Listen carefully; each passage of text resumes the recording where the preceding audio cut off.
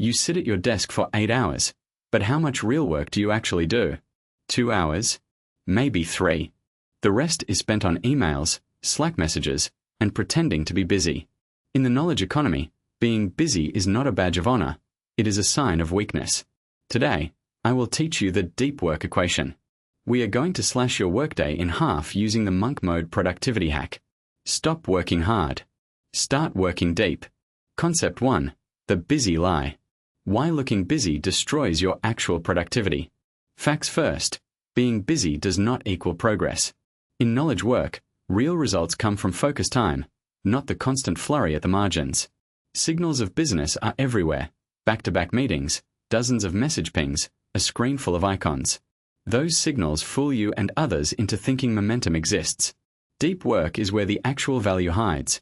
Without protection, it gets crowded out by interruptions and polite excuses. Shallow work is the daytime traffic. Deep work is the highway where complex problems get solved. Emails, Slack threads, quick calls. These are the habitual rituals of the busy lie. They feel productive because they're tangible and rapid. Coding, writing, system design, strategic analysis. These require sustained attention and less context switching. The switching cost isn't cute. Every interruption shoves your brain out of the zone and forcing it back in costs you real time. You lose the thread, then you spend minutes reorienting, and the original momentum evaporates. The result? More activity, less genuine output, and a lingering sense of unfinished work. The busy lie thrives on social signaling and habit. When you're visibly bustling, others assume you're delivering. When you're actually deep in thought, you're invisible unless you choose to be. The trick is to treat deep work as a structured asset, not a rare luxury. Pair that with the fact that deep work compounds outcomes. A single 2-hour block can produce more clarity and progress than a dozen half-hour spam fests. To make this practical, you need to limit switching and protect blocks with discipline. That's where the 4-hour rule comes in. You design your day so you can deliver 4 hours of high-focus work, and you structure everything else around that core. A simple way to implement this is to block 2 solid 2-hour deep work windows and finish meaningful work by around noon, then use the remaining time for lighter tasks and wrap up. For example, you might do 8 to 10 o'clock as deep work block A, then 10:15 to 12:15 as deep work block B. Feel free to adjust for meetings, but aim to keep your total deep work time to roughly 4 hours. Turn off notifications, close the email tab, and set a hard rule. No context switches during those blocks unless the entire system is crashing. Schedule a single, contained window for email and messages, not a perpetual drip throughout the morning. When you shield those blocks, ideas crystallize, code compiles more cleanly, and writing flows with less editing later. If you want to finish by 1 p.m. consistently, this rhythm is non-negotiable.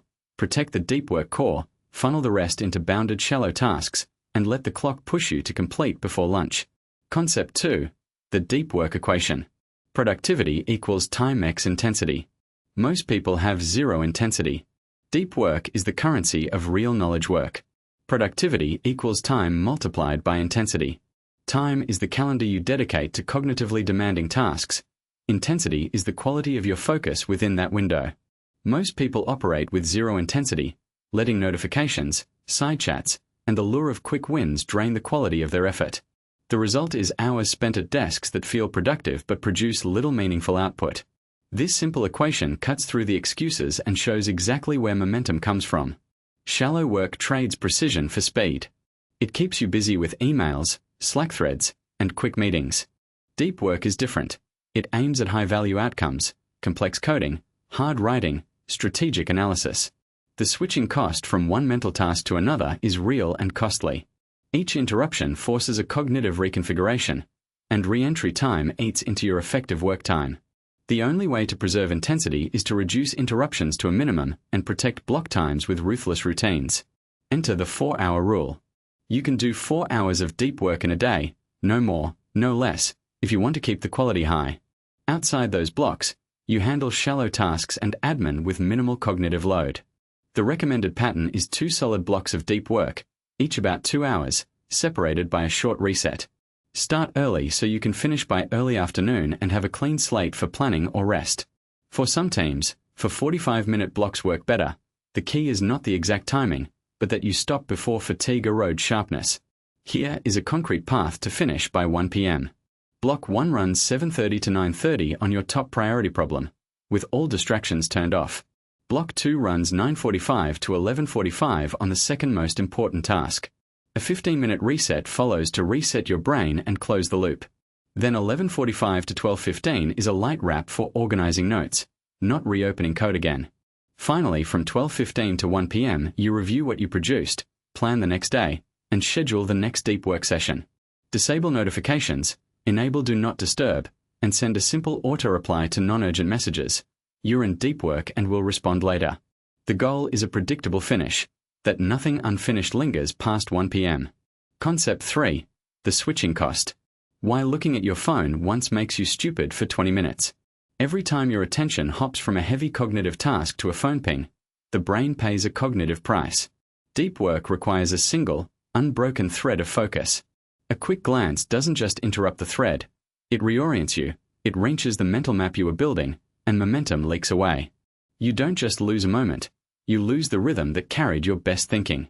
Shallow work looks easy in the moment, and it is, until you realize you've spent the day trading depth for noise. The switching cost isn't a rumor, it's the real tax on cognitive bandwidth when you bounce between tasks. The practical takeaway is blunt. The moment you introduce the phone into a deep work session, you're paying for it with lost focus and slower throughput. You don't notice the drain in real time, but the cumulative effect is evident in output quality and speed. Writing a paragraph becomes harder to finish, a complex bug becomes trickier to trace, a design problem loses its spark because you've spent mental energy reassembling your last train of thought. Contrast that with deep work, where ideas flow, errors are caught earlier, and the final product looks cleaner. The switching cost is the invisible tax you pay every time you check a notification during a critical sprint. Enter the 4-hour rule. It's not a surface-level tease. It's a hard limit on the amount of high-leverage cognitive labor you allocate to a day. 4 hours of deep work per day creates a predictable ceiling you can plan around. The trick is to protect those hours like a scarce resource. Structure the day so that the heavy lifting happens in the morning when discipline is highest, and reserve the remainder for tasks that don't demand the same level of concentration. If finishing by early afternoon is the goal, the 4-hour deep work block becomes the engine, while everything else fills the gaps around it. You're not eliminating shallow tasks, you're sequencing them so they don't derail your high-value work. To minimize switching costs, swap chaos for discipline. Silence the phone during the deep work window or move it to another room. Activate focus modes on your devices and close non-essential tabs. Batch communications into dedicated windows instead of chasing every ping. Use a single workstation and reduce context switching by keeping only what you need for the current task in sight. If a deadline or emergency truly requires attention, allocate a fixed, predictable slot for that, and keep it separate from your deep work blocks. A simple ritual helps, too. A quick transition routine that marks the end of a deep work sprint and the start of a shallow work period. The goal is to create mental momentum that doesn't collapse the moment you glimpse your phone. Applied together, these habits make it feasible to finish work by 1 p.m. You line up 4 hours of high-leverage tasks, protect that time from interruptions, and then clear out the rest with purposeful, lower-stakes work. The switching cost stops eroding your day because you stop enabling the slide from deep thinking to surface tasks. You gain clarity, you accelerate output, and you finally give yourself a reliable end-time target. It's not magic. It's a disciplined, ruthlessly practical approach to getting more done with less drift. If you want a repeatable, scalable path for knowledge work, this is where the marginal gains accumulate. Your future self will thank you, even if your present self bristles at the discipline. Concept 4. Monk mode mechanics. Phone in another room, noise-cancelling headphones, single tasking. Single tasking yields higher output quality and faster completion for complex work than multitasking. Deep work beats shallow work like emails and Slack for knowledge workers. Monk mode mechanics lean on 3 practical levers: phone in another room, noise-cancelling headphones, and unwavering commitment to single tasking. The goal is not merely to stay busy, the aim is to finish meaningful work by 1 p.m. A hard cap on deep work keeps energy from evaporating and prevents the afternoon slide into mediocre outputs. Phone in another room means you remove the anchor that lures your eyes and fingers back to distractions. Put the phone in a different room, set it to airplane mode or do not disturb, and keep notifications off for your critical apps. If your environment includes a colleague who monitors availability, arrange a quick urgent-only channel and don't check it during the block. When a tempting ping appears, you should feel a tiny sting of regret for abandoning your current task, not a surge of momentum toward reply. Noise-cancelling headphones are not a mood ring. They are a tool. Choose comfortable, closed-back models for long blocks, and test noise-cancelling versus transparency mode in your actual office noise. Instrumental focus playlists or white noise can help mask hallway chatter without pulling focus with lyrics. During a deep work sprint, your headphones become a signal to the brain and to teammates. Respect the block. If you need a quick check-in, do it during a break, not mid-block. Single tasking means choosing one objective and finishing it before starting something else. Write the feature spec before you write the code. Debug one module rather than the entire system. The switching cost is the hidden tax you pay every time the brain moves from one task to another. It is real and cumulative. Proclaim a no switches policy while the block is live. The 4-hour rule says you can push deep work for 4 hours per day. After that, switch to shallow tasks or rest. The effect is not a punishment. It's a discipline that keeps momentum, clarity, and energy intact throughout the day. Here's a practical day blueprint. Start with a deep work sprint first thing after the morning coffee, focusing on a single high-leverage task. If you finish the block early, move to a related deep task rather than drifting into emails. When the 4-hour cap hits, switch to planning, meetings, or administrative tasks that don't disrupt the flow. End the session with a 5-minute synthesis. What was achieved, what remains, and the exact next action. By design, this pattern is surgical. It prevents the 2 p.m. slump and makes 1 p.m. a realistic finish time rather than a fantasy. You test, adjust, and repeat. Concept 5. The boredom muscle. If you can't sit still for 10 minutes, you can't do deep work. Sustained concentration is the currency of knowledge work, and the boredom muscle is the lever you use to earn that currency. Shallow work floods your day with notifications and interruptions. Deep work pays in quality output and rapid progress, but only if you resist the siren song of chat windows and drip-fed distractions. Multitasking is a myth when it comes to real results, a cheap substitute that costs you momentum and clarity in the long run. If you can't sit still for 10 minutes while a task unfolds, you can't reliably build or maintain complex work. Boredom is not your enemy. It is your training ground. To cultivate it, you start with short, uninterrupted blocks and gradually push the edge. 10 minutes, then 25, then longer, while keeping a single context. Pushing through boredom is a skill, not a personality trait. You train the brain to tolerate the discomfort of doing something meaningful without constant feedback from the world outside. Switching cost is the hidden tax you pay every time you flip tasks. Every context switch drains momentum. That's why the 4-hour rule exists. 4 hours of deep work per workday, no more, no less, with deliberate breaks and a single-minded focus on one project at a time. More than that, and you erase the value you earned in the block. You'll know you're on track when you can feel the precise moment the mind settles on the task and stays there, rather than pinging for a dopamine hit from email or Slack. Build your day around a 4-hour deep work window, then use the afternoon for shallow tasks, reviews, and learning. Block 8 to 12 o'clock as the core, 2 hours on the hardest task, a 15-minute reset, an hour and a half on the next priority, and a 30-minute final sprint to close the loop. For example, 8 to 10 o'clock deep work on a coding feature, 10:15 to 11:45 deep work on a critical writing draft, 12:15 to 12:45 a.m. quick refactor pass or data setup, then 12:45 to 1 p.m. wrap and plan tomorrow. You finish the hard stuff by 1 p.m., with a clean slate for the rest of the day. If you're sprinting toward a specific deliverable, you can shift blocks by 15 minutes, but never abandon the 4-hour cap. Try to protect those blocks with ritual precision. Clear desktop, close email, silence notifications, and use a timer to enforce the gate. To train the boredom muscle, practice 10-minute uninterrupted blocks consistently on low-friction tasks first, then escalate. Do one thing at a time until it feels boring in the right way, the boring that signals real progress.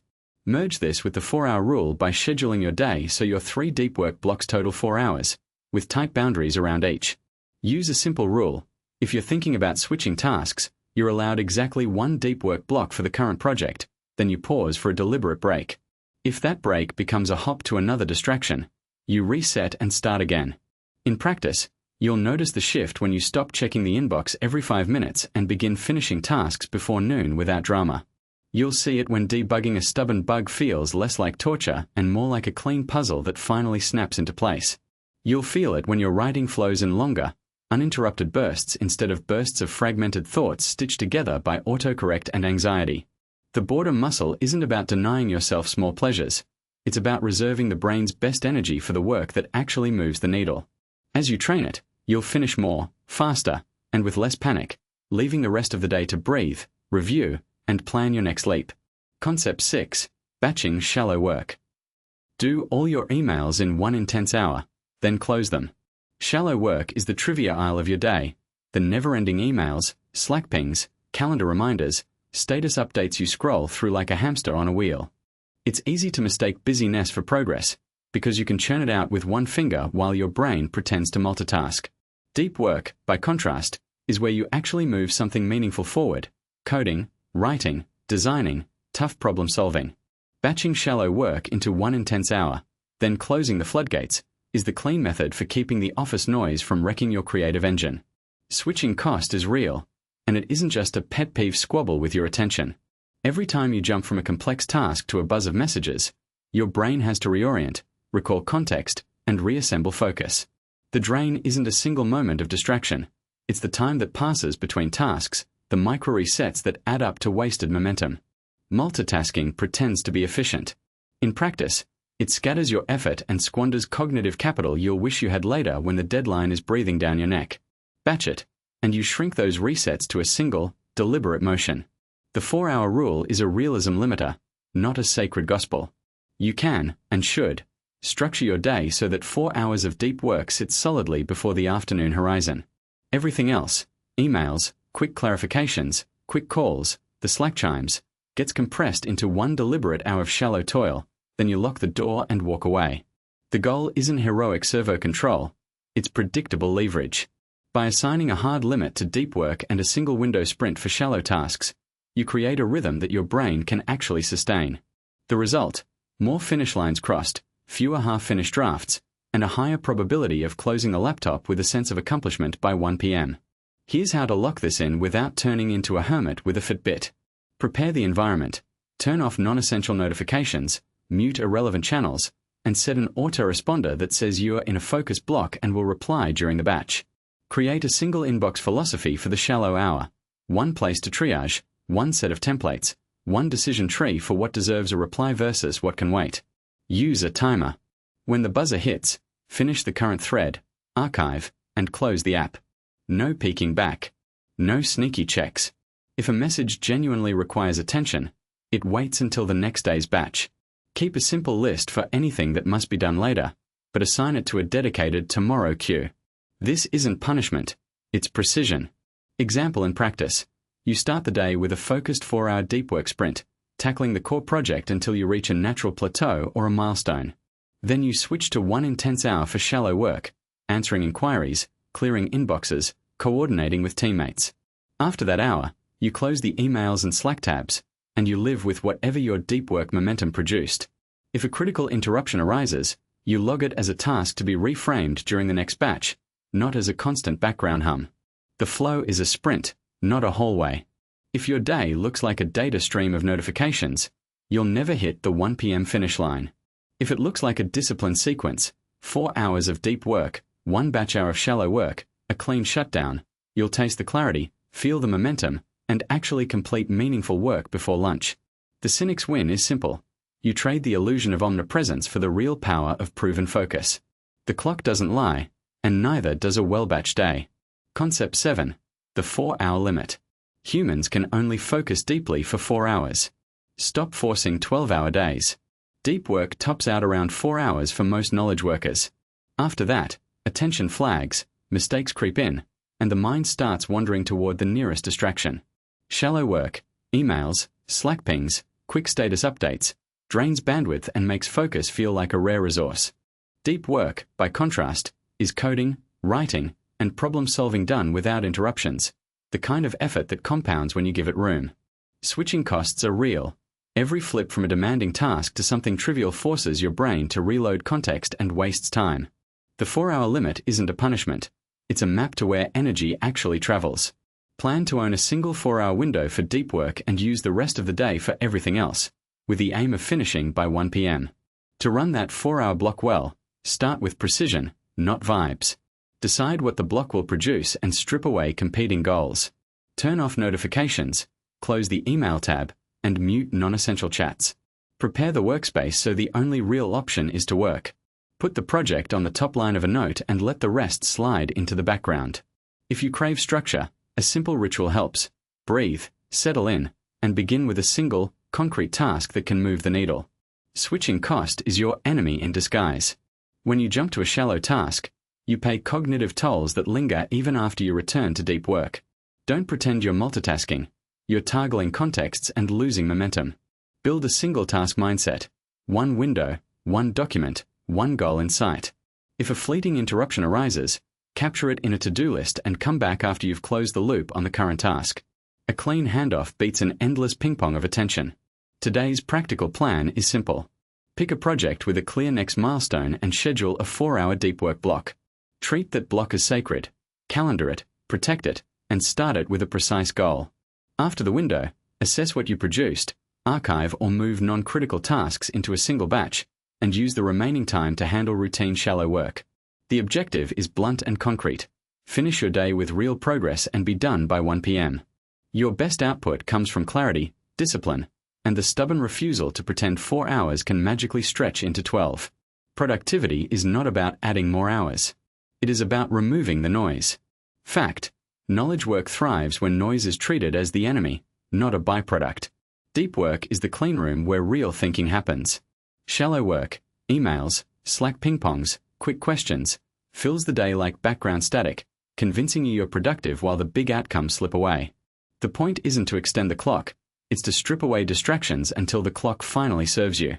When you remove the noise, results jump up with less grind and less burnout.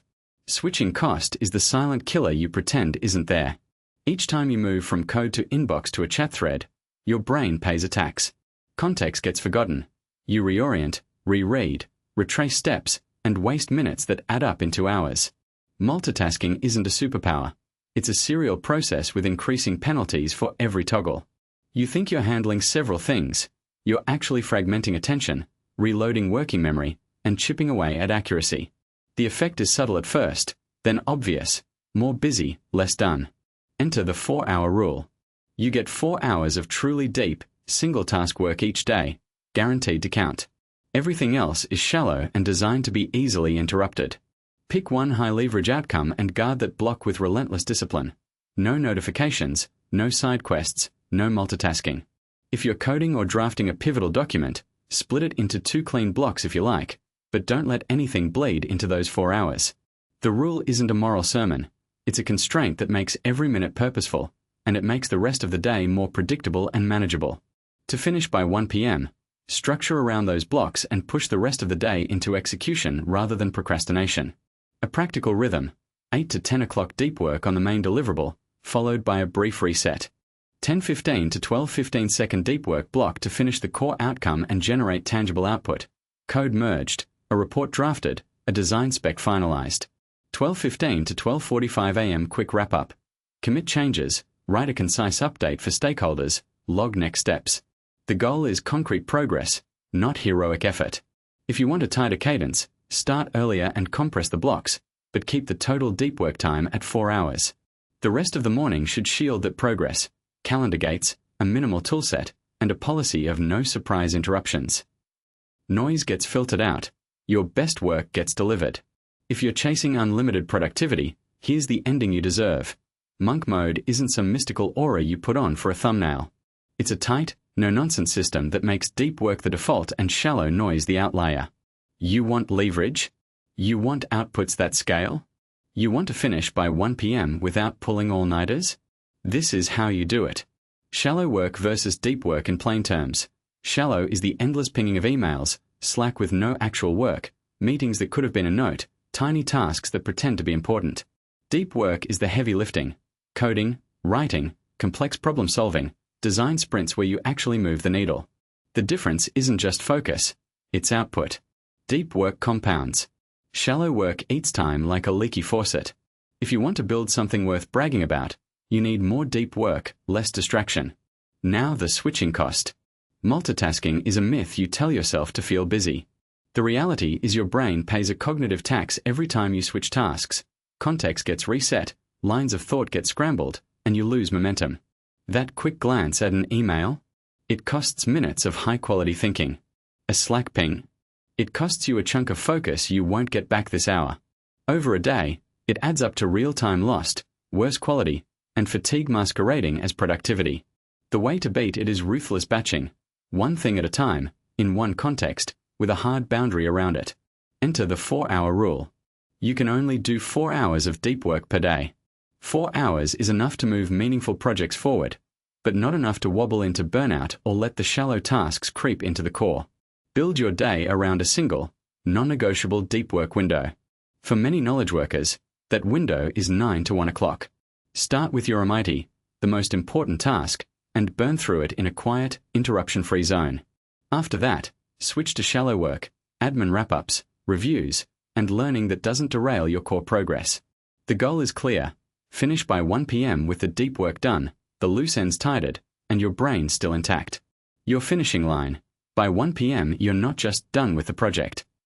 You've executed the critical deep work block, verified the core outcomes, and set up the next day's plan so the morning reset is automatic. No late-night firefighting, no last-minute scrambles, no brain fog. The discipline is the point. The result is the payoff. Direct summary, no fluff. Number 1. Shallow work vs deep work. Prioritize deep work because it compounds. Number 2. Switching cost. Every interruption costs you minutes of pristine thinking. Number 3. The 4-hour rule. Limit deep work to 4 hours per day. Number 4. Finish by 1 p.m. Structure your schedule so the crucial work lands before lunch and you're out of the office brain drained by noon if you want. Keep the ritual tight. 1 window, 1 task focus, 1 timer, 0 interruptions. If this clicked even a little, you know what to do next. Try a 9 to 1 o'clock deep work sprint this week. Cut off the notifications, close the inbox, tell teammates you're in monk mode for those 4 hours, and see what you actually produce in that window. Then drop a comment with your MIT and your 4-hour tally. Be honest about the numbers, not the excuses. I want to hear how the switching cost experiment feels when you're not chasing dopamine but actual outcomes. Speaking of what's next, I've got plans for you that go deeper. In the next videos, we'll test monk mode routines across different roles, bring in live case demonstrations, and build a practical toolkit, a precise MIT template, a get-it-done daily ritual, and a metric setup to prove you're moving the needle, not just moving fingers. I'll also break down a 7-day challenge to ingrain the habit so finishing by 1 p.m. isn't a guess, it's your daily headline. If you're in, hit subscribe and join me for the next test. Set your deep work clock, protect that window, and let's turn I'll finish eventually into I finished by noon. What's next? See you in the next video.